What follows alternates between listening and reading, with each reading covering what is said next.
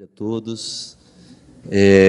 Hoje é o terceiro dia de mesa de debates aqui da Semana do Audiovisual Baiano Contemporâneo, e é uma mesa extremamente importante, interessante, porque discute animação, que a Bahia foi pioneira, né? A gente tem aí uma tradição já de animação, mas ainda os desafios são enormes, e é um segmento extremamente importante para o mercado, para esse novo contexto do Brasil, da lei da TV paga, enfim, dessas demandas todas que estão surgindo no cenário hoje contemporâneo.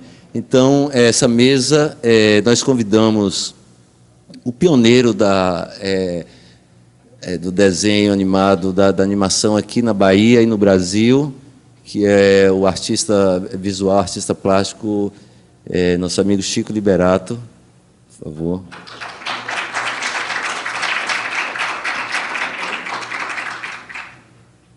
E convidamos também Duca Rios, que é também um guerreiro aí nesse ramo, que está produzindo bastante. Por favor, Duca. E que está profissionalizando bastante, né, a cena baiana. E temos Caó, que também é Caó Cruz, que é um conhecido nosso, já produz bastante e é um artista aí da animação. Caó, por favor. E como mediador, o cineasta e diretor do IRDEB, Araripe Júnior, por favor.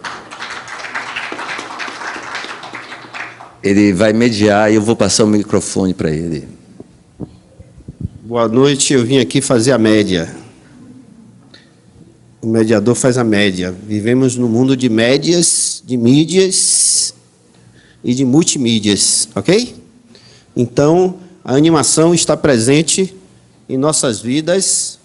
Aqui é Caó, aqui é esse monstro da animação baiana, Chico Liberato. E aqui é um jovem Duca, que está começando aí com as séries incríveis.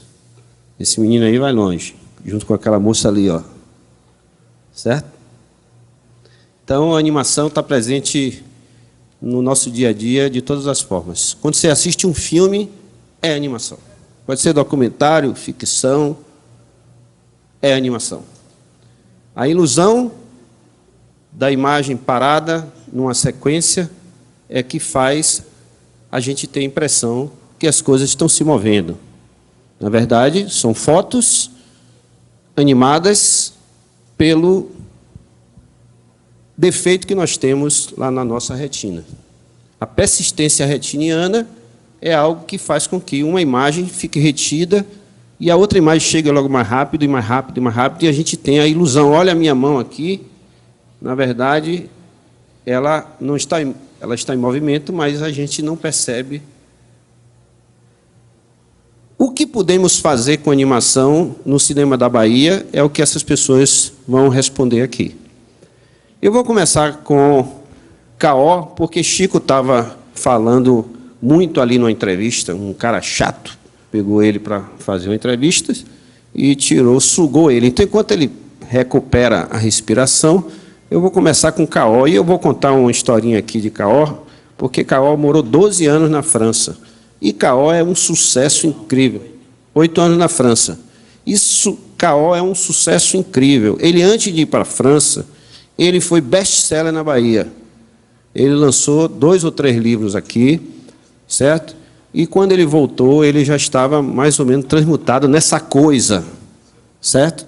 Porque Caó, ele foi para a França e o desenho dele na França afrancesou, certo? E ficou um desenho mais solto, um desenho mais anárquico, eu diria. E aí ele começou a animar, porque ele já vinha do Super 8. Ele tinha ali, nos anos 77, 78, ele já tinha, antes de ir para a França, ele tinha experiências com animação. E ele é um animador que está presente na televisão, é meu amigo, mas não fui eu que coloquei ele na televisão. Ele vem, nos últimos anos, fazendo vinhetas para a TVE.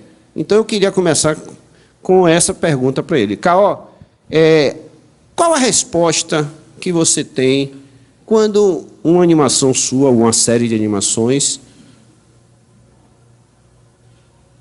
é vista num veículo de massa como a televisão? Qual o feedback que você teve dessas séries que você fez para a TVE? E como foi o processo de fazê-las? Você ficou muito amarrado? Dirigiram muito você? Conte aí um pouquinho. Boa noite, prazer imenso estar aqui participando dessa Semana do Audiovisual. Acho que é uma iniciativa maravilhosa no nosso cinema baiano. Espero que aconteça todos os anos esse evento. Parabenizar os organizadores, a Araripe, a curadoria o Marconi Dourado e toda a equipe maravilhosa que organizou esse evento. E agradeço imensamente o convite e a oportunidade de falar um pouco sobre o meu trabalho. Eu acho que não tem essa de ter afrancesado o meu trabalho. Depois que eu fui lá para a França, eu já fazia um trabalho assim aqui antes de ir para lá, e foi exatamente isso que me fez ir para lá. Foi uma Norma McLaren. Eu vou falar daqui a pouco sobre Norma McLaren. Mas, assim, esse curso, para mim, foi muito importante, porque me permitiu fazer um filme que eu não tenho, infelizmente, a cópia dele, mas foi 35.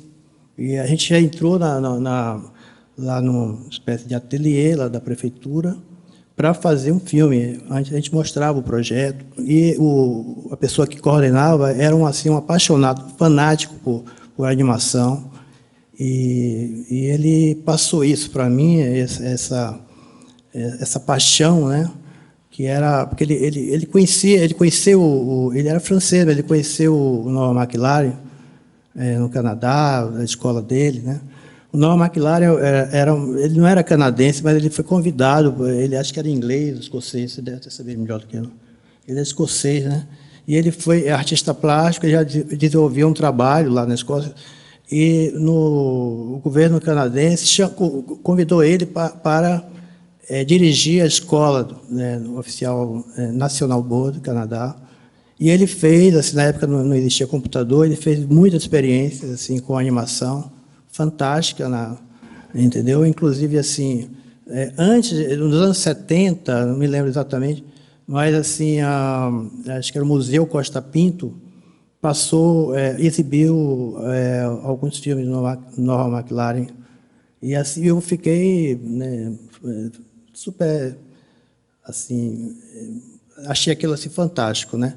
E como você falou, eu já fazia um trabalho assim com Super 8, e Super 8 naquela época era o seguinte: você filmava umas coisas, mandava para São Paulo pelo correio, e esperava 2 semanas para chegar o filme. Quando chegava, assim, vinha tudo errado, a luz não estava legal e tal, entendeu? E quando eu vi aqueles filmes de Norman McLaren, que ele fazia a animação na própria película, aí eu disse assim, pô, eu vou fazer isso também, né? Pegava aquele caneta hidrocor e ficava riscando, assim, e dava um efeito assim maravilhoso quando projetava, né? Então eu considero isso minhas primeiras animações, assim, né? Porque eu tinha visto Norma McLaren. Se eu não tivesse visto, aquilo ali era uma coisa assim que não tinha graça nenhuma, né? Agora, em relação assim, a você ver isso poderia ser mais tarde, né, para falar sobre isso. Se fosse possível passar as vinhetas, esse primeiro DVD que está aí, tem algumas vinhetas da TVE. Pode ser essa. Não, pode ser a primeira. Então, assim, eu acho que a coisa assim, mais gratificante que existe para um artista plástico é ver seus trabalhos em movimento, né? O Chico Liberato mesmo, ele vem da escola plástica, né? E hoje ele faz animação assim belíssimas, assim, né, e dar movimento. E a gente ter um veículo que valorize isso, assim, é tudo, né? Acho que é isso que a gente quer, né? Então, eu volto até a McLaren, né?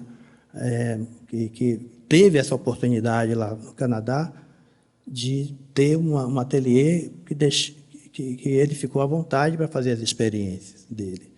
E essa necessidade eu sinto hoje aqui na Bahia, de ter um grande ateliê que a gente pudesse fazer experiências, né, animadas, a gente fazer cursos, né, porque eu acho que, conforme a Araripe falou, tudo é animação, a gente pode fazer animação. Hoje a gente tem câmera, né, Glauber falou que o mundo é uma ideia na cabeça e uma câmera na mão. Hoje Câmera da mãe e uma diarreia na cabeça. Hoje em dia todo mundo tem uma câmera na mão, mas falta uma ideia. Mas assim, eu acho que a ideia é possível. É possível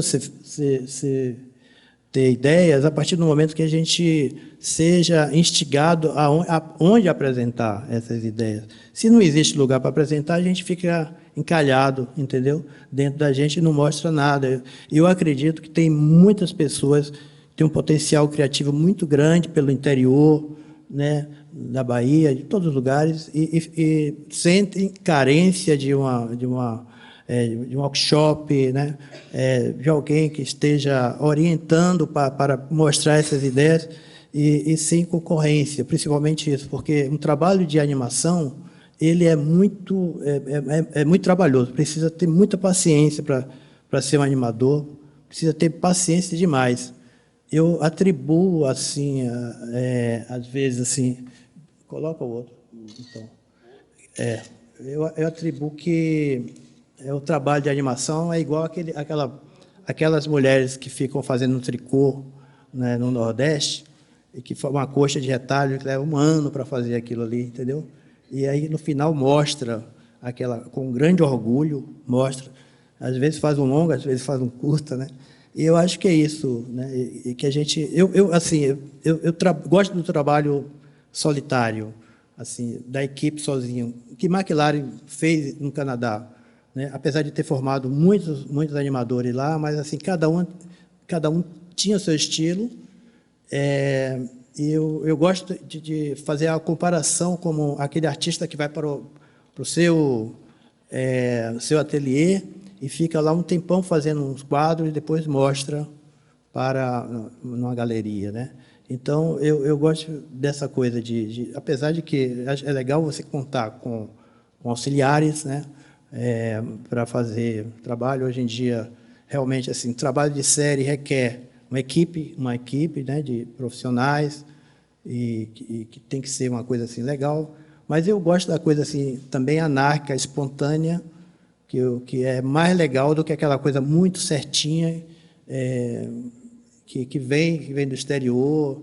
Então, a gente tem que também aprender a gostar da coisa um pouco assim, né, grosseira, entre aspas, né, mas que eu acho que tem umas ideias ali, como se fosse ouro, né, ali naquela pedra ainda sem lapidar, né. Eu estou respondendo a sua pergunta?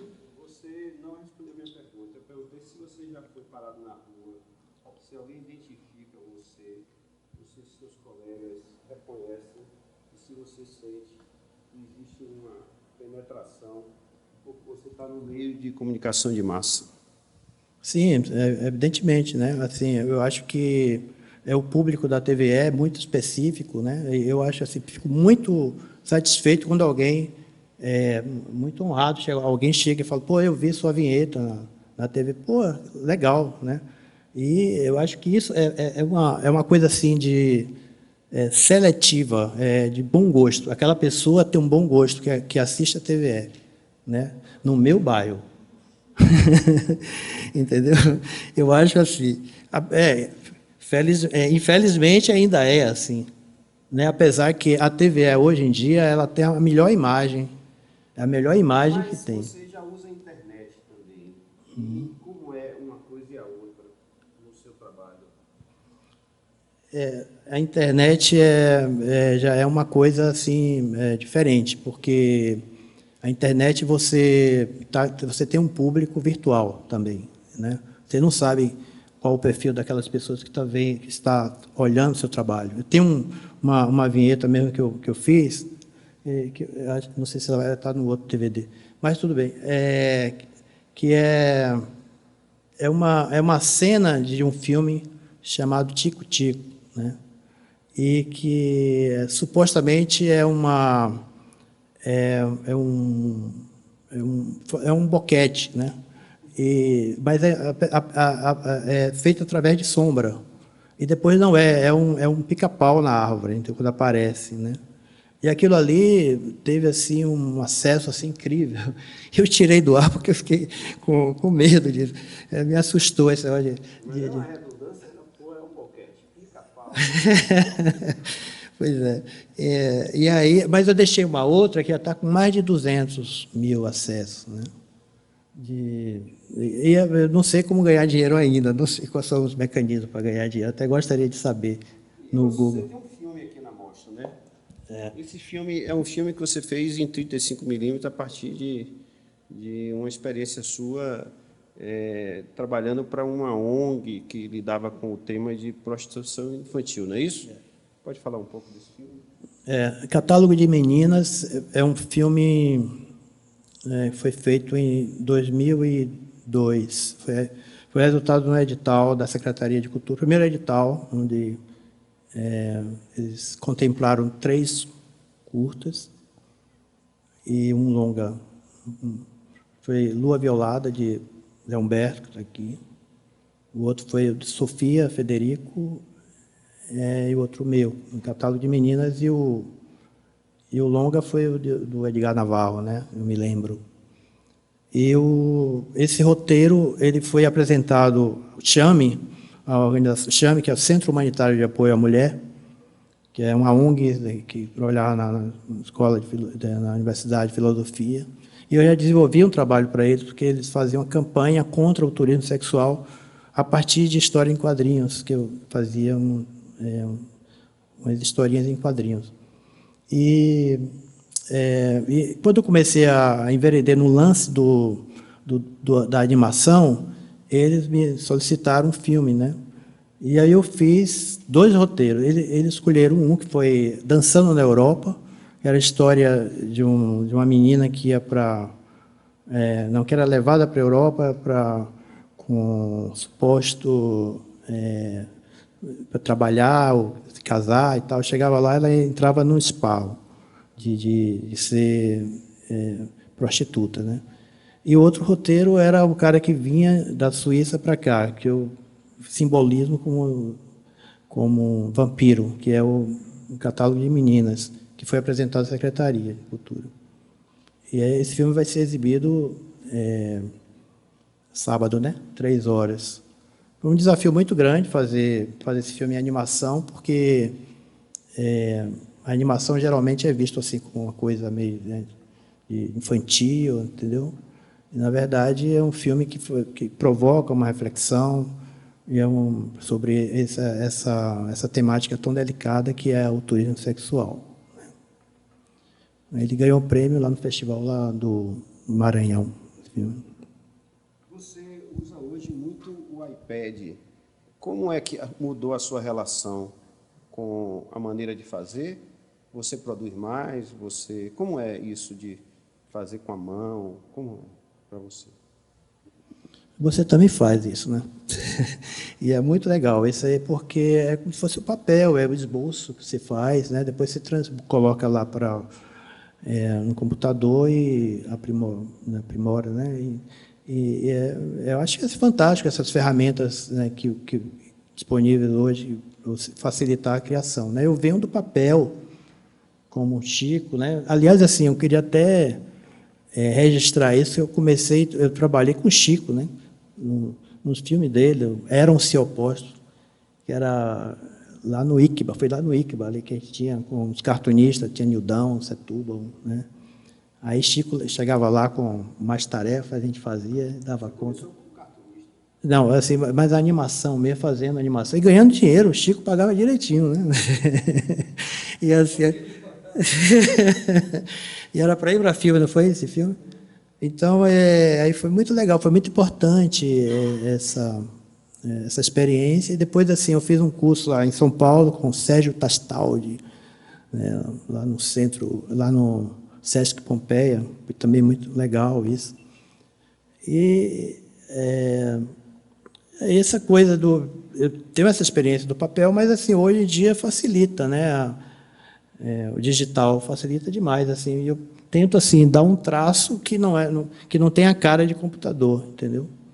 Que passe a ideia. Acho que o importante é ter ideia. O veículo não importa, as ferramentas não importam. Pode botar um pouco de som aí? Está sem som. Então, agora acabou o tempo de Caó. Nós vamos agora para Chico Liberato. Chico, você estreia aqui em outubro, nacionalmente, o seu segundo longa-metragem em animação. Você fez um longa-metragem, coisa raríssima, nos anos final dos anos 70, começo dos anos 80. Qual é a diferença entre ter feito, àquela época, o seu primeiro longa-metragem, o premiadíssimo Boi Aruá, imperdível para cinéfilos, estudantes, certo? Roqueiros e vaqueiros. Chico Liberato é um cara muito família, certo? Ele mora numa chácara, ele tem filhas muito espertas e filhos talentosos. Chico Liberato colhe flores e frutos todos os dias e é casado com uma animadora também, uma artista, Alba Liberato. Chico, me conta a diferença entre um longa e o outro longa nessa distância de tempos. Boa tarde, pessoal. Uma satisfação muito grande estar aqui. Acho essa iniciativa de Araripe providencial, porque o cinema de animação vem se desenvolvendo, mas estava faltando esse reconhecimento e a oportunidade de estimular novas pessoas que entrem nessa atividade de fazer cinema de animação, né? É uma equipe, viu, Chico? Eu sou uma equipe junto com o Henrique Marcondes, uma equipe muito Lula Oliveira, que bolou a mesa, viu? Eu, como a Araripe falou, né, comecei há muitos anos atrás, pura e simplesmente porque eu não aguentava a exploração do cinema norte-americano com aquelas figurinhas disneyanas dominando todas as crianças. Achava que as crianças mereciam coisa assim de conteúdo, e o nosso conteúdo estava aqui no Brasil, né? A nossa cultura é fortíssima. E o que chegava aqui da escola Disney era uma coisa assim já superficializada, para agradar mesmo, historinhas para passar tempo, né? Uma historinha atrás da outra, com sistemas de produção para manter aquela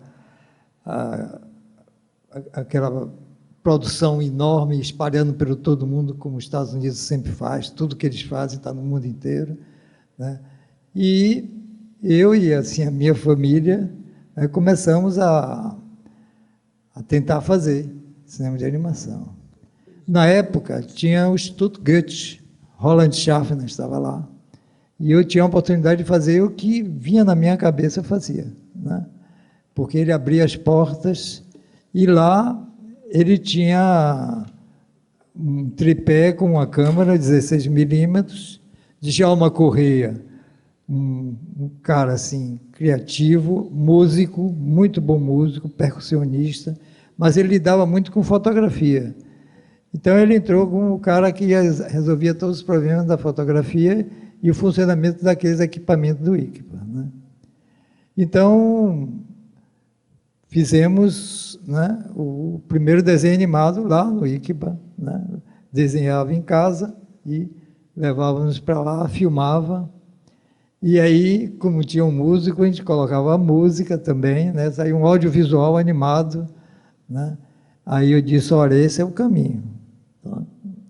E senti que dava para eu desenvolver todo um processo de trabalho para mostrar uma cultura que eu amo, que é a cultura brasileira, principalmente a cultura nordestina.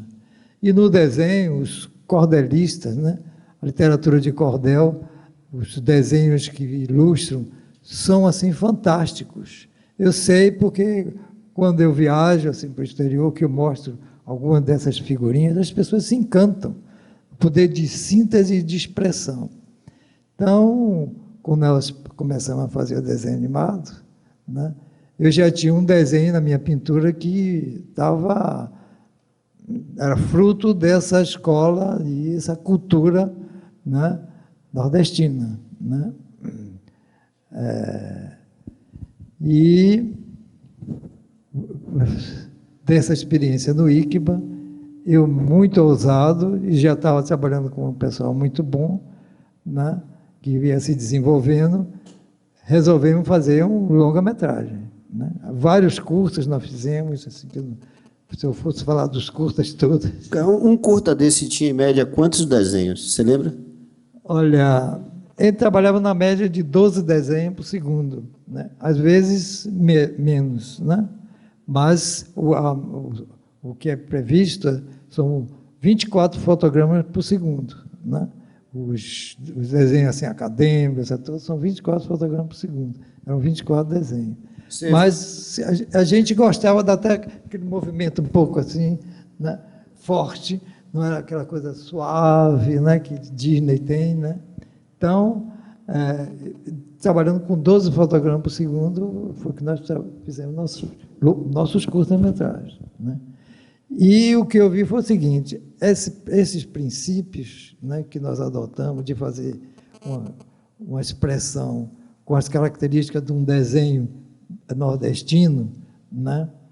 Olha, rapaz, a gente chegava nesses festivais, no Rio, São Paulo, as pessoas gostavam muito, né? Um dos animadores mais bem realizado e com a expressão já dominada, que vocês devem conhecer, Marcos Magalhães, você conhece, né? Estudou 2 anos no Canadá com Norma McLaren, né? Com um desenho maravilhoso, eles têm filmes maravilhosos, né? Curtas. Quando ele gostou do nosso trabalho, eu disse, pronto, Marcos gostou, é porque ele pode ser aprovado por outras pessoas de animação também. E essas coisas a gente apresentando, foram dando coragem para a gente partir para coisas mais ousadas. Boiaruá, quantos desenhos tinha Boiaruá? Você lembra? Não, 12 fotogramas por segundo, né? 12 fotogramas por segundo. Quantos minutos tem um filme? 80? Quantos minutos tem Boiaruá? 1 hora e meia, a primeira versão. A primeira versão tinha 1 hora e meia. Então, o pessoal da contabilidade aí, daqui a pouco vai dizer quantos desenhos tinha. Prossiga. O novo longa tem mais tempo, né? Bom, eu sei que depois de uma longa experiência como artista plástico, né, e vivendo com as artes plásticas, fui diretor do Museu de Arte Moderna, Solar do Unhão, durante 12 anos, vendo muita coisa boa chegando e promovendo coisas. As coisas que eu senti assim, para o meu espírito, para o meu ser, me tocar, é você ter a expressão plástica com o movimento e com a trilha sonora. Ela vai fundo, ela toca as pessoas de maneira muito forte mesmo, né? Então, eu disse, esse caminho, eu sei, é difícil, mas vamos para frente, né? 74. Faz as coisas. Alguém se habilita? 74 mil desenhos? Vamos lá, seu Chico. Mas a turma que entra para fazer desenho animado é o Caó. Caó é um monstro, né? Para fazer, resolver. Hein? Mas o Caó é uma pessoa assim, que eu sempre admirei, porque ele está sempre fazendo. Ele está dizendo que falta o que fazer, mas ele inventa e está fazendo sempre, né? E você trabalhou comigo no Boeruá, não foi? Era o seu posto, né? Mas depois que nós fizemos alguns curtas, foram bem sucedidos. Os curtas que nós fizemos, porque ele tinha personagem, ele tinha uma personalidade própria. E todos tinham música. Eu sempre estava trabalhando com pessoas da música contemporânea, música forte, tal. E aí eu disse, vamos fazer um trabalho que a gente amarre essa identificação com a cultura nordestina e brasileira, né? Em profundidade. E aí pensamos no Boeruá, né? Pensamos no Boeruá e fizemos o Boeruá, né? O Boeruá, fizemos o storyboard e começamos a apresentar para as pessoas que poderiam levar adiante, né? E mostrei para Ernest Wiedemann, falecido, suíço, que era diretor da Escola de Música aqui.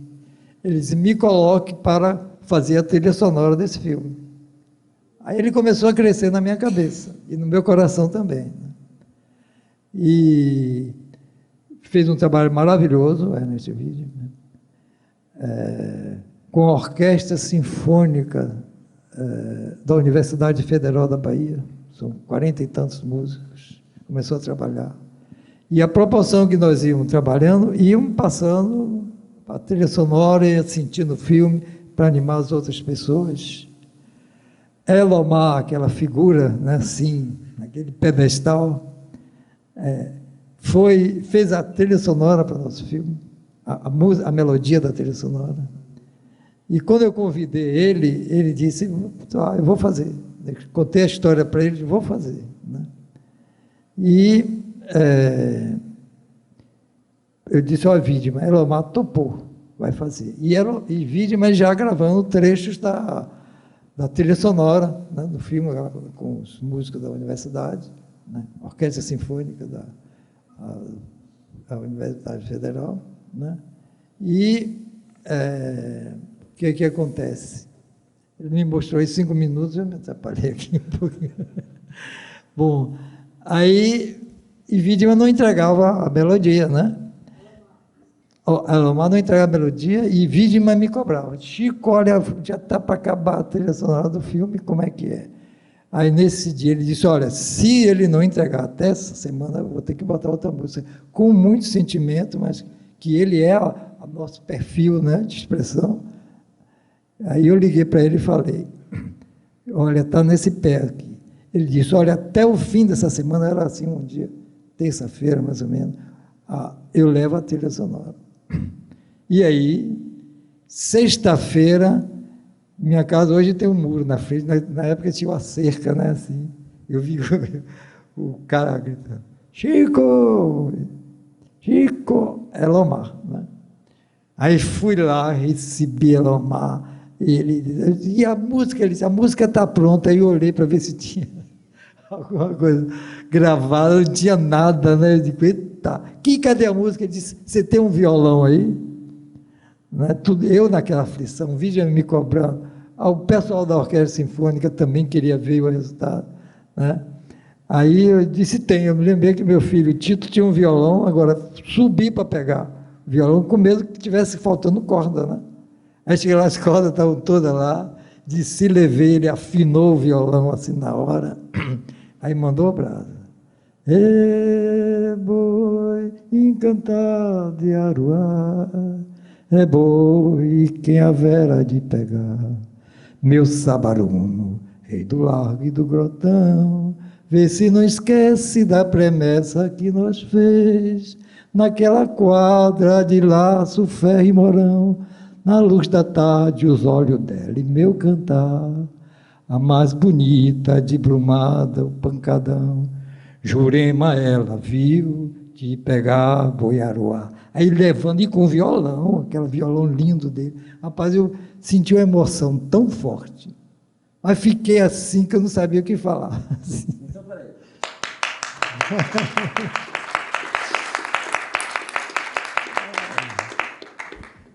Aí fui para o telefone, liguei para a Vídima. A primeira pergunta que a Vídima fez: como é que está a gravação? Em que foi feita a gravação? Eu digo: está no violão e na voz dele. Traga esse cara aqui agora. Aí peguei a Lomar, levamos para lá e gravou o filme. Gravou a música, e a música é linda, né? Ele foi exibido recentemente em Lisboa. Ele passa, esse filme passa no mundo inteiro, né? Lisboa, as pessoas vieram me perguntar quem era aquele cara que canta no filme, essa coisa toda, que acharam diferente, né? E muito bonita a melodia, né? Isso é uma força para o trabalho de audiovisual, né? Bom, então... E se a gente precisar de um cantor, já tem você também, né? Aí eu sei que daí, no Rio de Janeiro, né, eu vou encurtar muita conversa para não encher o saco, né? O Marcos Magalhães, né, é uma pessoa que eu admiro muito. Todos os trabalhos dele, eu gosto muito dele, né? E ele foi me apresentar recentemente, no Rio de Janeiro, quando eu estava fazendo o lançamento de Ritos de Passagem, que a gente vai lançar aqui, né, com vocês também, né? Ele, então, chegava todo dia no Anima Mundi, que o Marcos Magalhães é o diretor do Anima Mundi. Ele, lá na sala, foi exibido, numa única sala, durante uma semana, ele exibiu o Rito de Passagem, né? Ele chegava lá e dizia: esse aqui é o Chico Liberato, autor da obra-prima do cinema brasileiro, Boiaruá. E aí saía. Olha, você ouvir isso de Marcos Magalhães, eu digo: eu sou melhor do que eu pensava, né? E o filme é melhor do que eu pensava, né? E a trilha do filme, as duas trilhas, uma feita por Ernest Wiedemann e Elomar, a música, e a segunda, né, por quem foi? A trilha foi de vídeo. Está falando de Ritos de Passagem. João Amar e João Liberato, meu filho também, que fez uma intervenção muito grande, e a Orquestra Sinfônica da Universidade Federal da Bahia, que eles são de lá. Então, pai e filho trabalharam nisso, né? E esses filmes estão aí, né? E eu estou procurando agora, e a equipe que trabalhou conosco está seguindo, né? Tá o Caó aí, outros também. E eu agora quero fazer o seguinte: fazer um novo filme, longa-metragem, muito ousado, que será a história do Brasil. Porque a história do Brasil que passa na escola que eu aprendi é uma bobagem, né? O Pedro Álvares Cabral esteve aqui apenas durante uma semana, não descobriu ouro, a verdade é essa, não descobriu ouro, né? Voltou para Portugal. Chegou em Portugal, mandaram ele para a África, e lá tinha ouro, ele já foi pegar o ouro. Lá morreu, uma semana depois. Então, essa é a história que nós aprendemos na escola. E, na verdade, o Brasil, a cultura tupi-guarani é imensa, tem 11 mil anos de dados concretos do que eles produziram aqui no Brasil. A floresta amazônica foi feita pela civilização tupi-guarani. Como exemplo, eu dou o caju. Isso é estudo feito por cientistas também. O caju, a castanha é enorme, a polpa pequena. E hoje, o caju, a polpa é grande, a polpa é pequena. Todos os frutos de determinada região servem os animais que habitam, vice-versa, e como o homem, quando ele penetrou para lá, começou que foram os índios, né, civilização tupi-guarani, foram requerendo e trabalhando as árvores, as novas árvores, né, de acordo com a sua necessidade existencial. Então vem aí a história do Brasil por Chico Liberato. Nós vamos agora para Duca Rios. Daqui a pouco o Chico volta com vocês aí, né, respondendo perguntas. O pessoal da produção, Chico, eu estou com um ponto aqui, ó, o pessoal fica falando no meu ouvido. E agora, Duca Rios, talvez seja o animador mais inserido no contexto hoje dessa produção moderna digamos, do Brasil de todas as telas, da lei da TV paga. Você sempre encontra a Duca nos principais mercados, o Rio Content Market, ele e a sócia dele, Luísa, e ele vem fazendo um trabalho sistemático, ele está com uns projetos muito bem organizados, e eu queria que você falasse como é que você vê esse panorama hoje de produzir animação para séries, quer dizer, produzir séries de animação para televisão. Como é que você vê esse panorama de crescimento desse mercado no Brasil e como é que você vê isso chegar até a Bahia e chegar até você, e em que pé você está e onde você quer chegar? História cumprida. Bom, boa tarde a todos. É um prazer estar aqui, agradeço a equipe, né, pelo convite. É um prazer muito grande estar aqui do lado de meu herói aqui, que é o Chico.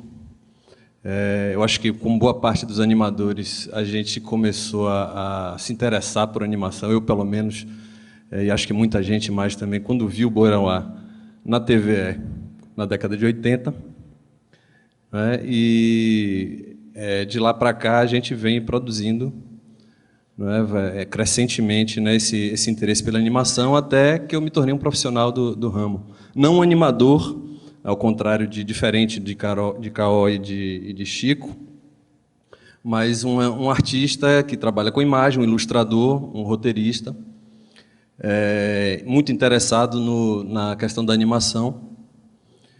E, enfim, eu acho que a questão do mercado, como você perguntou, são 222 bilhões hoje o mercado mundial, o tamanho da indústria da animação no mundo.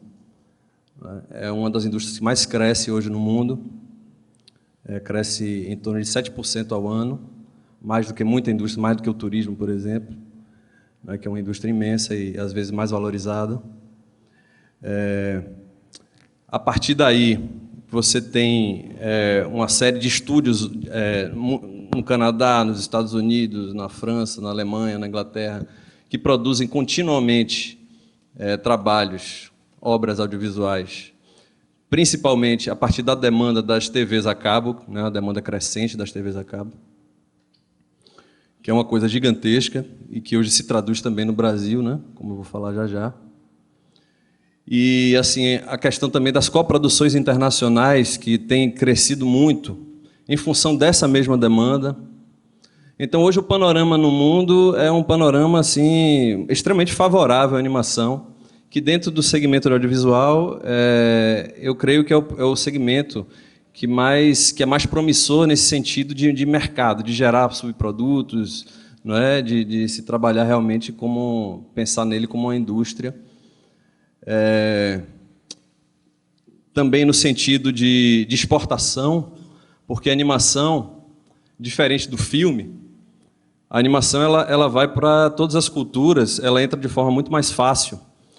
Ela tem a dublagem, por exemplo, é uma coisa praticamente que natural. Em qualquer lugar que você manda a sua animação, você faz a dublagem, né? A dublagem com todos os pré-requisitos, né, de tradução, né, para cada idioma, que muda uma coisa, muda outra. As piadas, às vezes, não são as mesmas como você constrói, não é, no seu idioma materno.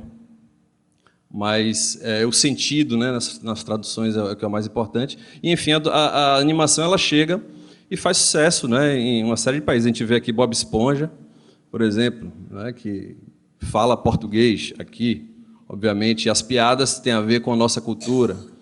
Né? Tem coisas também que se procura produzir quando você faz um produto de vida internacional. Você procura ser mais universal também em determinados aspectos. Isso vai um pouco diferente, por exemplo, da leitura do Chico, da leitura do Caó, que tem assim, um sotaque mais regionalista, tem uma preocupação mais em falar do nosso umbigo, né, da nossa cultura, especificamente. A gente, lá na origem, a gente tem esse pensamento mais voltado para produzir séries, produtos audiovisuais que tenham carreira internacional, não é? Então, esse panorama de produção mundial que eu falei agora, ele também se vê no Brasil. O Brasil está vivendo uma fase muito boa também, né? Esse marco começou lá pelos anos 2007, 2008, não, 2009, aliás, que foi a criação do Anima TV, que foi uma iniciativa muito importante dentro do Brasil, uma iniciativa coordenada pela ABCA, Associação Brasileira do Cinema de Animação. E eu tive a oportunidade de ver, a Araripe também estava lá, no Festival Internacional de Cinema de Animação de Gramado, não é? O Juca falando e lançando esse programa a nível nacional. E foi assim, foi o primeiro marco, não é? A partir daí, as pessoas começaram a enxergar a produção de série para a TV de uma forma mais efetiva. E o programa ele abriu as inscrições, foram mais ou menos 200 e poucos projetos do Brasil inteiro inscritos nessa edição do Anima TV, que não teve uma segunda edição, infelizmente, não sei porquê, mas seria muito bem-vinda. A ideia era que fosse feita de 2 em 2 anos originalmente, não é isso, Luísa? 2 em 2 anos, mas não teve essa sequência. Pois é, o Anima TV, você tinha algumas fases, né? A ideia era produzir, ele fornecer, né, os recursos para que a empresa ou o produtor, que nesse caso podia ser pessoa física também, se eu não me engano, podia se inscrever como pessoa física, recebesse para produzir uma série completa de animação. Mas tinham várias fases. Isso foi muito importante para a gente aqui. A Bahia, por exemplo, quando abriram as inscrições, a Bahia foi o 3º estado do Brasil com número de projetos inscritos. Isso foi muito importante, e muito importante para o que aconteceu depois aqui na Bahia. Não é? Foram 7 projetos da Bahia inscritos nesse período de 2009. Desses 7 projetos, 2 foram selecionados para o pitching. Não é? Dos 200 ficaram 30, esses 30, em torno de 30, se não me engano, foram para o pitching. Não é? 20 ou 30, não lembro agora. E desses 20 ou 30, 2 eram da Bahia, os únicos do Nordeste representados nessa segunda fase. E a gente teve a oportunidade de ter um projeto lá, né, que foi o Tadinha, ainda embrionário, e o outro projeto foi o Miúda e Guarda-Chuva. A partir dessa fase, aí seguia para a produção dos pilotos. Eles escolhiam 18, dos 20 ou 30, eles escolhiam 18, e esses 18, todos eles passariam por oficinas, não é? De roteiro, oficina de produção, oficina de todo tipo de coisa relacionada à produção de uma série de animação. E recebiam recursos para produzir esses filmes e o projeto da Bíblia. Né? O projeto da Bíblia não, a Bíblia, que é o projeto. A Bíblia de animação, como a gente chama. É uma Bíblia mesmo, rapaz.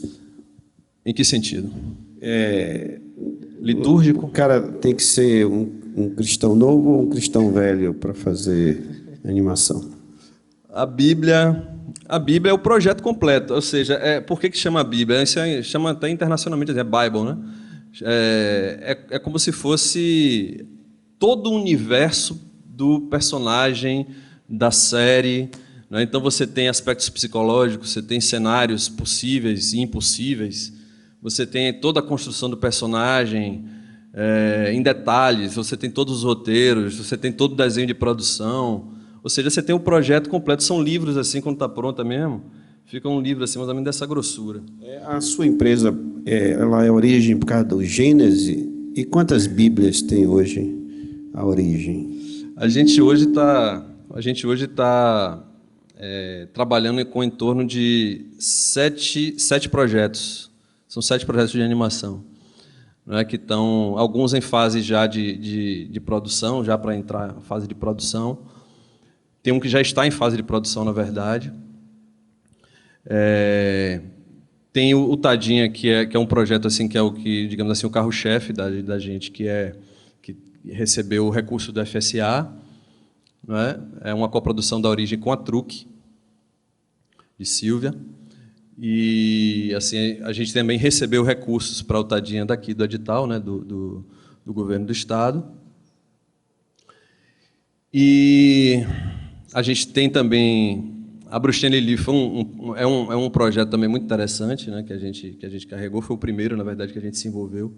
Quando eu estava falando de Gramado, a gente esteve lá justamente para receber um prêmio da Bruxinha Lili, né? Foi uma grande honraria que a gente recebeu, num evento também que foi em homenagem a Chico, né? Lá em Gramado. Mas, enfim, voltando para o Anima TV, tem essa fase, né, do pitching, a fase do piloto, e aí o ganhador, que foi o Tromba Trem, que é uma série que hoje vocês podem ver em uma série de canais, né? Acho que uma série de canais não, acho que ele só está na TV Brasil, se eu não me engano. Duas séries, né? Vencedoras, Tromba Trem e... teve uma outra, né? Carrapatos. Carrapatos e Catapultas. Carrapatos e Catapultas.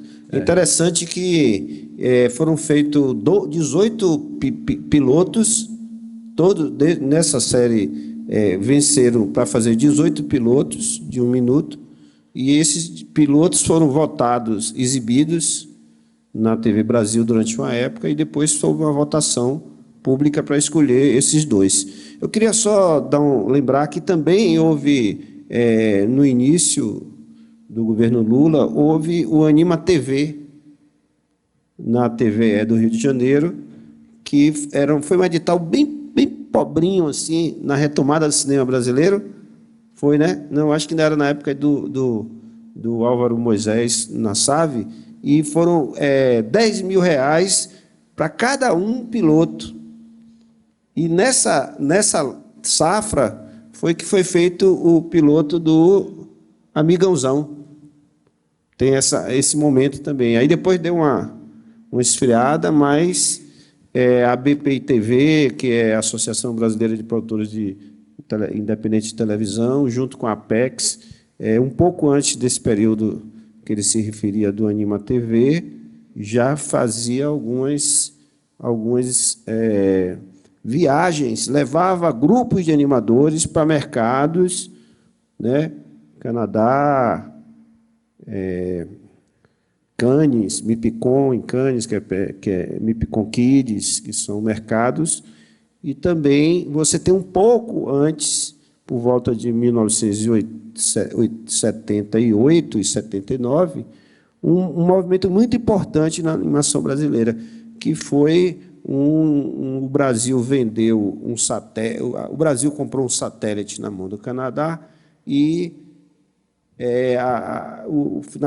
naquela época se pediu uma contrapartida ao Canadá. E aí, por incrível que pareça, a contrapartida foi um convênio com o Brasil na área de animação. E isso deu origem ao CTAV, que durante um tempo foi a casa da animação brasileira, onde essa geração de Marcos Magalhães, a Aida, todo o pessoal, o César Coelho, estou roubando sua fala. Mas... Bom, eu queria falar, então, para encerrar aqui, um pouco da perspectiva da Bahia. A gente falou um pouco do Brasil, né? E o Anima TV ele gerou um filhote aqui na Bahia, que foi muito importante, que foi, na época, o IRDEB estava ainda sob a tutela da Secretaria de Cultura. O secretário era Márcio Meirelles e o presidente do IRDEB era Pola. E eles fizeram uma coisa importantíssima, que foi um edital de projeto de série piloto, não é? Que foi também um embrião de um monte de projetos que sai. Tem o Augusto, que não sei se está aqui, que tem o Ninguém, que é um projeto interessante. A gente teve 2 projetos, né, que teve o Tadinha e o Bruxinha Lili, aprovados nesse edital. E foi também um marco assim, local. Não é? E hoje, assim, o que acontece hoje? Hoje o FSA ele permite a qualquer empresa credenciada, que tem um bom trabalho, conseguir recursos para produzir. Então, o dinheiro para produzir já não é mais tanto o problema. Os editais também regionais, né, dos estados, que em comum acordo com o FSA estão começando a existir, né, já tivemos o primeiro, está em fase de análise dos projetos. A fundação da prefeitura, a Fundação Gregório de Matos, também abriu um edital também com o FSA, ou seja, Falando do mercado hoje, o dinheiro para a produção acho que está se tornando cada vez mais fácil. A tendência, acho que é crescer esse número. Agora, a gente tem ainda um pequeno entrave, né, que eu estava falando lá fora para o pessoal da entrevista, que é justamente, por exemplo, a gente tem hoje o dinheiro para produzir uma série de animação. Beleza, 13 minutos, 26 episódios, digamos assim. Eu preciso, para produzir isso dentro de um prazo, eu preciso de animador em quantidade muito grande. Né? E na Bahia hoje a gente não tem uma quantidade muito grande. Por quê? Porque os mercados do Rio e de São Paulo ainda oferecem mais trabalho do que aqui. Então você tem pessoas que passam por trabalhos aqui e vão para outros trabalhos, até para fora do país. Né? Como o filho de Silvia, por exemplo, que trabalha também com animação, Silvio Abreu, que mora no México, está trabalhando lá e de lá ele faz trabalhos também. Obviamente que tem a possibilidade de você fazer as coisas via internet. Tem muita gente trabalhando dessa forma, assim, mas é diferente para produzir uma série. Então, eu acho que uma grande iniciativa seria a criação de uma... E eu faço coro com o Caó quando ele fala do ateliê, não é um ateliê nos moldes que você estava falando, eu falo de uma escola de animação. Uma escola de animação, acho que é fundamental hoje aqui a gente começar a pensar.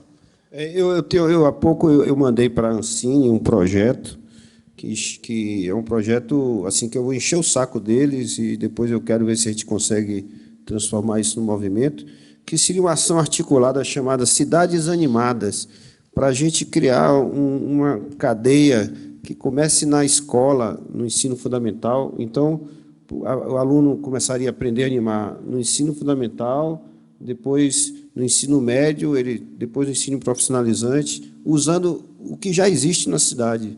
Então, escolhe uma escola de ensino médio, aí cria ali os rudimentos, depois até chegar no que seria uma empresa mais ou menos experimental. Eu acho que a única solução para o Brasil, eu vejo, para o boom, porque no próprio Rio de São Paulo eu conheço a maioria daquelas produtoras que estão fazendo essas séries de sucesso, né? Amigãozão, o Peixonauta, Princesinhas do Mar, Escola para Cachorro.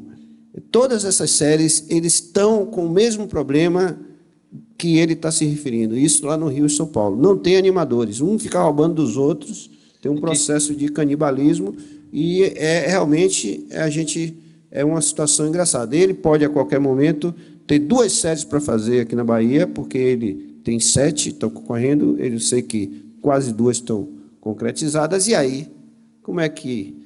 Né, realmente a dor e a delícia ao mesmo tempo. Então, nós vamos agora para o debate. Atenção, atenção, Chico, atenção, atenção, Duca, atenção, atenção, Caó. Uma pergunta, quem? Uma pergunta... 2 perguntas, 3 perguntas. Dou-lhe uma. Como é seu nome? Microfone para a moça.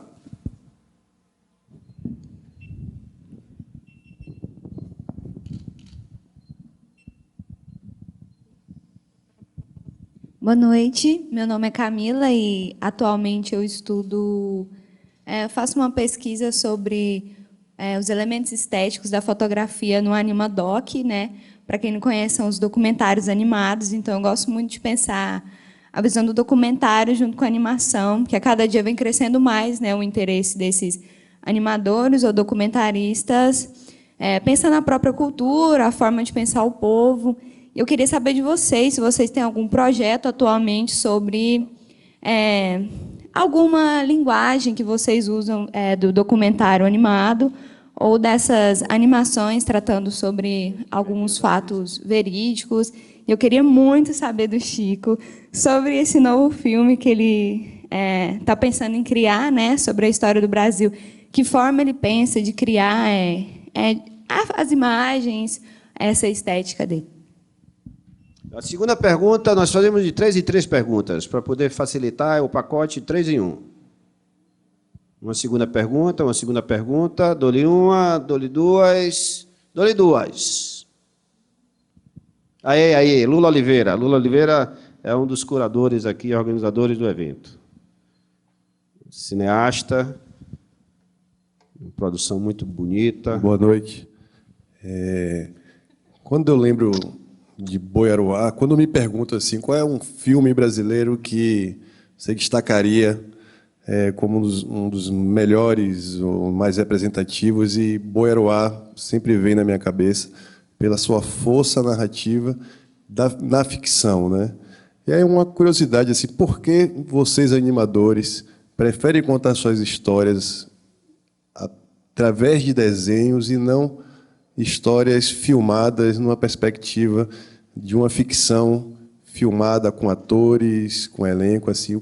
Por que vocês são loucos o suficiente para se debruçar sobre a ficção a partir do desenho, do traço, e não da dramaturgia clássica, tradicional?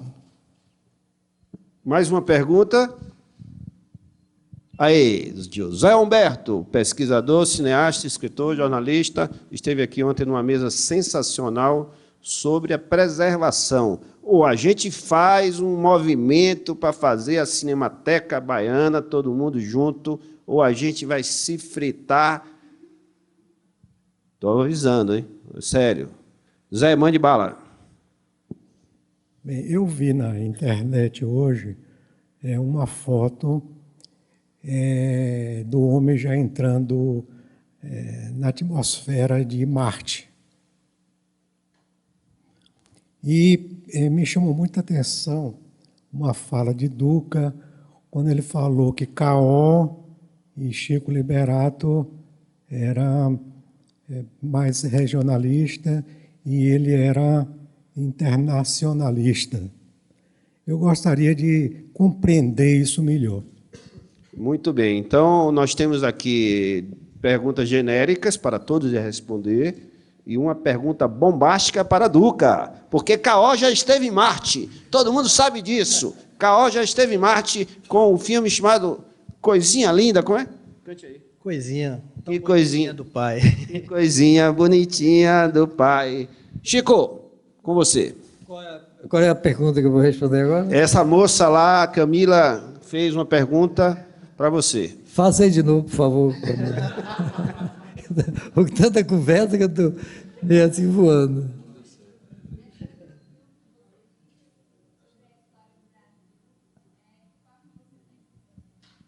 Olha, bom, um dos principais motivos que eu estou pensando em fazer a história do Brasil é o que aqui está sendo produzido e que tem 11 mil anos pela civilização Tupi-Guarani, que é a arte plumária. Essa ainda não está definido, o filme não está ainda nem roteirizado, mas quando eu tenho uma arte plumária feita por um amigo nosso, o Akai, em casa, é uma coisa belíssima. E pode-se fazer maravilhas, e isso não existe no mundo, né? É uma arte bem brasileira e de uma possibilidade enorme. Eu fiz uma instalação agora na Bienal, está no Rodin, né? Que eu pedi a esse índio, que está morando aqui no norte da Bahia, para mandar o cocá para cá. Mas o cocá é lindo. Ele, em uma semana, preparou o cocá, mandou para cá, o Museu de Arte Moderna recebeu, e ele fez parte da nossa instalação. Então, eu vejo que, por as minhas perspectivas de me realizar, de fazer as coisas que eu pretendo fazer, que é uma força muito grande a gente desenvolver todo esse trabalho com a arte plumária brasileira. Foi feita uma pergunta também, Chico, sobre por que você faz animação e não faz com atores. Explica aí. Seguinte, é o começo das pessoas. Eu nunca dirigi, não fiz teatro, não dirigi pessoas, né? Mas eu sempre representei as pessoas em situações dramáticas, em situações diversas, né? Através do desenho, da pintura. Minhas obras de arte são sempre assim, trazendo coisas que caracterizam o que está nas animações. A nossa cultura, as expressões dramáticas, as expressões, né, bem representações virtuais mesmo, assim, surrealistas, eu não conseguiria fazer com os atores. O surrealismo está nos trabalhos que a gente faz, né? De desenho animado. E os 2 longas e os curtas, todos têm cenas que são surrealistas mesmo. Só que com os desenhos que me apaixonam e que eu quero fazer sempre, que são os desenhos que caracterizam a nossa cultura. A fantasia está presente na obra de Chico Liberato, todo mundo pode ver isso, realmente. Agora, Chico, eu perguntei na instante a Chico se ele era comunista ou hippie, ele falou que era mais comunista. E a Internacional, que é um hino do comunismo, você é internacionalista ou você é comunista? Explique. Não é você, Chico, é Duca.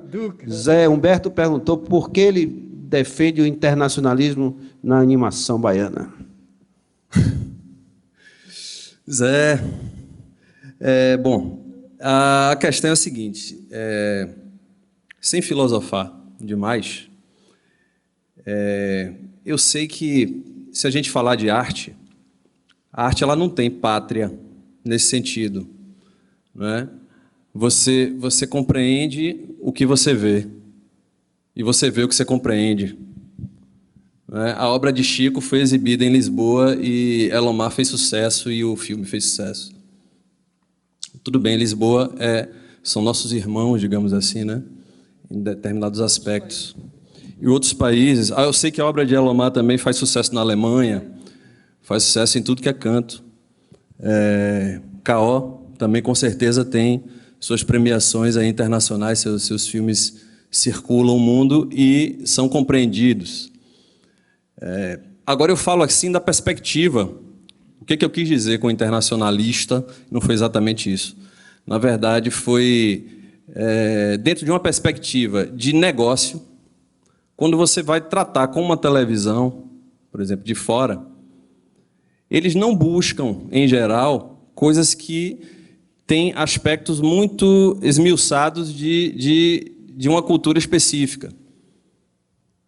Por exemplo, se eu for falar de acarajé, não é?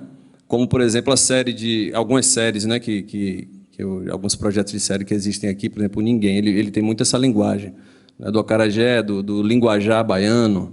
Não é? Mesmo no Brasil, ele não é totalmente compreendido. Mesmo no Brasil. Opaió, eu creio que sofreu também um pouco com isso, não é? Em outros estados. Então, nessa perspectiva do negócio, não é? Que é digamos assim, o nosso core business, entendeu? Dentro da empresa, não é? A gente pensa em coisas que não levem tanto aspectos muito regionalistas. E, portanto, você leve para qualquer televisão e passe em qualquer lugar e as pessoas não sabem exatamente onde é que foi feito. Isso não quer dizer falta de identidade, de traço. Isso quer dizer você não buscar se apegar a determinados elementos culturais muito regionalistas. Concordo com você, acho que todo mundo tem direito e deve pensar. Certo, ok. Então, a pergunta... Eu vou chegar aí a fazer isso, sem dúvida. K.O., Camila falou sobre o documentário no desenho animado. E você é um cara que já misturou essas coisas aí, né? Inclusive, assim, o filme tradicional utiliza da fonte da animação, né? Hoje, muito, usando chroma key, efeitos especiais, essa coisa toda, né? A animação é o primórdio da... Dizem a lenda, né? Qual é a pergunta mesmo? Ela perguntou se vocês estavam antenados com esse movimento novo, que é o documentário animado. E eu me lembro que você fez filmes que podem ser considerados animações e documentários. E o John Lennon é um deles. Não, mas John Lennon não é animação. O John Lennon é com atores, né? Que é o ator, o Ale Basso, que ele foi uma vez em minha casa e eu tinha um óculos que era uma réplica do óculos de John Lennon. E ele usou aquele óculos, assim, botou no rosto, e eu disse, pô, cara, a mesma cara de John Lennon, bora fazer um documentário. Surgiu assim, né? E ele topou, a gente saiu pela rua, fizemos umas tomadas, assim. Na edição, eu coloquei preto e branco, dei uma textura, assim, parecendo um filme velho, antigo, e peguei algumas pessoas dando depoimento que jurava ter visto... Em relação, assim, essa opção de fazer animação é muito mais prático. Agora, com certeza, muito mais trabalhoso, né, para fazer. Né, muito mais trabalhoso. Mas você já trafega nas duas áreas. Isso aí é uma coisa de ousadia, né, que eu faço, de ficar permeando na área. Mas, assim, eu acho que a animação, você colocando um ator, né, no lugar, um personagem animado no lugar do ator, você evita assim, set de filmagem, entendeu? Você evita saber se está chovendo, está fazendo sol, questão de luz. Então você é uma brincadeira, né, de Deus, né? Que a gente fica brincando de Deus lá né, diante do computador, né? E aí a gente faz o que a gente quer, entendeu? E a animação permite isso, você fazer o que você quer, entendeu? Não tem que você obedecer às leis, entendeu? Da natureza, entendeu? Você pode fazer o que você quiser. E acho que é isso que é legal. Quando você faz um filme um filme que tradicional. Se você consegue fazer um filme tradicional com atores, legal, mas assim, às vezes você tem uma ideia que tem que ser feito com animação mesmo, com os recursos da animação, entendeu? Para você passar a ideia, tem que ser animação mesmo, né? E é uma coisa de gostar de fazer também, né? É gostar de fazer. A gente sofre pra caralho quando a gente faz, né? E o que é legal é ver o resultado no final, né? Ok. E, Duca, você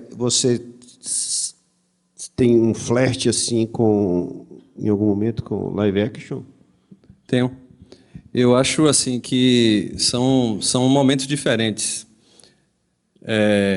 Eu acho que é interessantíssimo essa coisa do real e real, da real ficção. Real, assim, no sentido da linguagem mais naturalista, né? Você brincar um pouco com o que poderia acontecer com determinadas pessoas e você enxergar pessoas de verdade ali do outro lado, criando uma situação que você pensou, não é? D.W. Griffith, não é? Eu acho que é um cara importante para se citar ao falar, né, de estética naturalista. E a animação, porque é muito mais legal, na verdade. Você sentar na frente de um papel e criar uma pessoinha, um personagem, né? São personagens também na outra forma, no live action. São personagens também. Mas na animação você faz o que você quer. É como o Carol falou, você é meio que Deus. E falando assim também da pergunta que ela fez, a gente tem um projeto lá de um docudrama animado. Na verdade, ia ser filmado em live action. E assim, como é um projeto de época, e é um curta, na verdade, nesse caso aí é um filme mais experimental. Ele trata da história de José Sebastião Rios de Moura, que foi um militante do MR8 que foi assassinado aqui nos anos 80 na farmácia em frente à farmácia da Vitória, né? E a gente resolveu transformar ele em animação. Então vai ser um docudrama. Essa história, a sinopse aí. José Sebastião Rios de Moura, meu tio. O filme é Meu Tio José. Ele é piauiense, ele foi do MR8, ele participou do sequestro de Charles Elbrick. Ele é citado, né, nos livros lá de Gabeira e tal. E ele foi assassinado depois da anistia, quando voltou. Ele foi exilado na França. Quando ele voltou para cá, nos anos 80, ele foi assassinado em frente à farmácia da Vitória.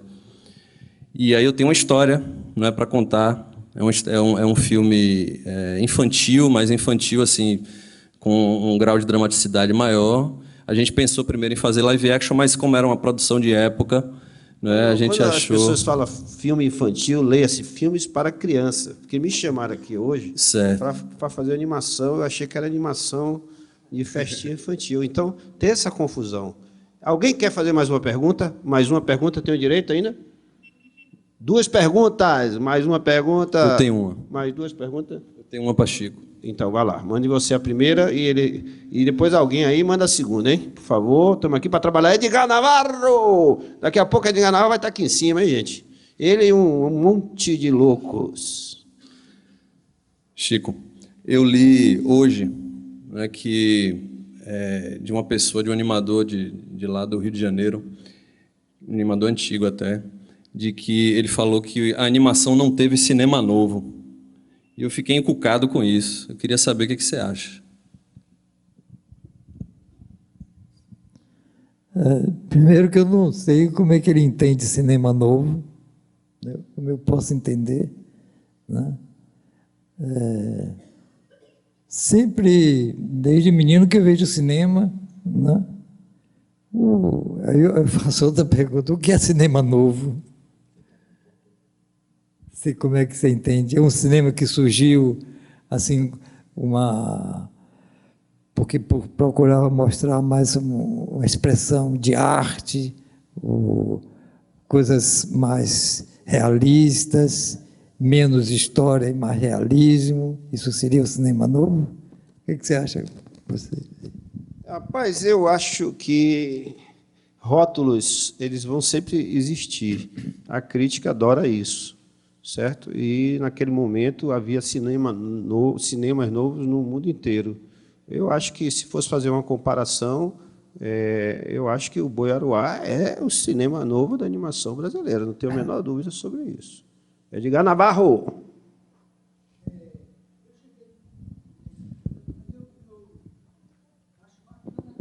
Vai chegar o microfone aí para você ser ouvido por todos nós. Um momentinho.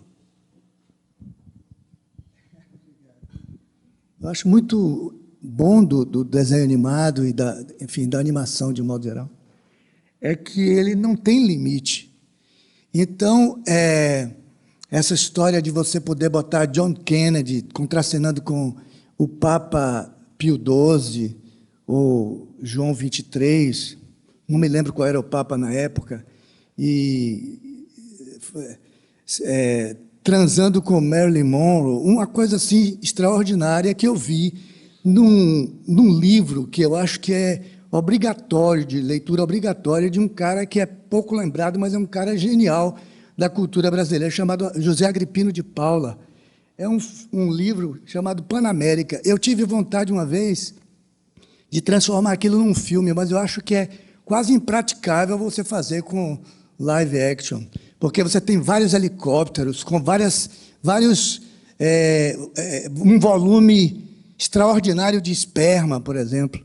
Então, isso no livro, no filme, estou aí com 4 animadores, porque você também né, Arara? Você, se quiser, você é um desenhista e você pode fazer. Um filme de animação, agora passou no Animamundo, convido todos a assistir. Então, chama-se Etílico, certo? Maravilha. Filme do outro mundo. Então, eu vejo assim como uma possibilidade de um longa-metragem extraordinário, de alcance internacional, porque é uma obra de grande envergadura intelectual, de uma atualidade candente, escrito na década de 60, mas que continua atual, né? E é um desafio para vocês que fazem animação, porque é a única forma possível, a não ser que fosse em Hollywood, mas aqui em Salvador, você pode fazer um filme chamado Panamérica. Estou a Bahia bastante, teve, inclusive, aqui na Jornada, né? Ele fez filmes também, né? Super 8 também. É sempre um cara, ele é autor, se eu não me engano, de um filme muito emblemático chamado Hitler Terceiro Mundo. Isso. Né? Isso. E aqui nós vamos ver agora, antes agradecerei a todos que estão presentes, foi sensacional. Mais uma pergunta, Fernando Belen. Não, eu fiquei meio agoniado aqui um pouco com a fala de Duca. A primeira parte da fala dele me incomodou um pouco quando ele se colocou o internacionalismo, a mesma coisa que aconteceu com o Zé, contra o regionalismo. Eu acho que não é bem isso. Eu acho que nós temos aí duas coisas diferentes, entre regionalismo e internacionalismo, e entre cinema de mercado e cinema de autor. Eu acho que as duas coisas não são excludentes. E depois que ele começou a falar, que disse que ele tem um filme que vai fazer, que é bacana, então eu vi que ele não está interessado somente nesse cinema de mercado, na animação de mercado, mas também, não só negócios, mas também numa parte autoral. Então, eu acho que é uma mistura que eu acho que está errado, separar o que é regional. Você é mais internacional sempre que você fala profundamente de sua aldeia. Não foi eu que falei isso, não. Mas... Então, direito de resposta para Duca. Vamos lá de novo. Na verdade, é como eu falei para Zé, né? Como a resposta a ele.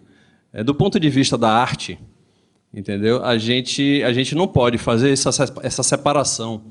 Mas quando você senta na mesa de negócio com uma televisão de fora, vai acontecer essa separação. Não é? Você é cineasta. Você trabalha com os seus temas, o seu universo pessoal. Não é? Eu, obviamente, tenho dentro da minha empresa, não é, um core business, como eu falei antes. Não é? Mas eu tenho os meus projetos experimentais. E, nesse caso, é o negócio central. É nossa preocupação central. Entendeu? Então, assim... Então, essa linguagem empresarial, ela fica meio fora desse contexto. Ela fica meio fora desse contexto. Infelizmente ou felizmente, precisamos terminar. Agradeço a todas essas feras que aqui tiveram, certo? Eles são lutadores antes de qualquer coisa pela animação. E eu aqui tenho um momento... É uma emoção dupla o que vai acontecer aqui agora, certo? Nós vamos aqui agora homenagear um artista importantíssimo que nos deixou há poucos dias. Esse é um pioneiro nascido no interior da Bahia, que foi morar em Jacobina, um bancário que desde criança era apaixonado por revistas em quadrinhos. Cedrais. Cedrais lutou, até que um dia, na maré da contracultura, eu diria, ele lançou a Turma do Chachado. Houve um tempo em que a Turma da Mônica era subversão em relação ao Pasquim. Hoje a Turma da Mônica é uma coisa incrível, sensacional, que todo mundo ama. Mas houve um tempo em que fazer o que Cedrais e Maurício de Souza faziam não era muito politicamente correto naquele momento de luta contra a ditadura. Mas Cedrais, assim como Maurício, venceu isso, montou a sua editora, fez a sua turma e vendeu um monte de revistinha em quadrinho, fez um monte de cartilhas e chegou à televisão através da primeira série de TV feita na Bahia com animação. E nós vamos assistir agora 4 capítulos que foram produzidos pela Liberato Produções sobre a roteirização e criação de Cedrais. É realmente sensacional, certo? Convido a vocês a assistirem, a divulgarem, e em breve a série completa na TVE.